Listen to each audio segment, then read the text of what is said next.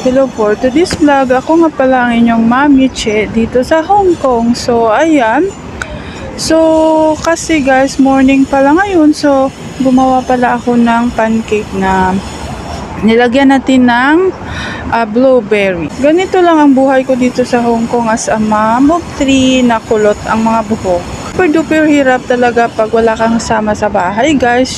So yung ikaw lang mag-isa talagang nag-aalaga sa mga anak mo, ikaw pa ang magluluto, ikaw pa maglilinis, lahat na guys, ikaw mamalingki. Parang ano ka rin dito guys, parang katulong ka rin. Pero ang kaibahan lang po sa akin guys is pwede akong matulog. O, diba? So, pwede ako matulog, guys, anytime kung wala sila sa bahay. So, o, diba? So, best in luto-luto tayo ngayong morning, guys. So, ayan. Tsaka yung breakfast lang pala talaga namin dito sa Hong Kong is tinapay lang talaga. So, wala nang iba. So, at saka hindi pala kami kumakain ng kanin sa umaga talaga, guys.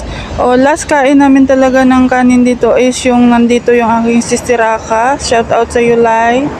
Ganun lang ang rice ko. Ayan. So, kumakain lang talaga kami dito. Sometimes sa lunch lang o ganun. Minsan lang talaga. Pero, mostly sa gabi. Ayan. Banat-banat ng kain sa gabi.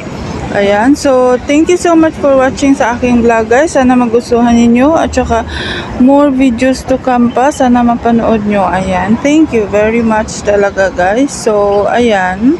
So, ang lola nyo, best in ... Ayan, nagaantay sa oras na gisingin yung aking palalab, guys. At saka, yung isang anak ko pala tulog pa kasi hindi napasok sa school kasi may singaw pa ang bunganga.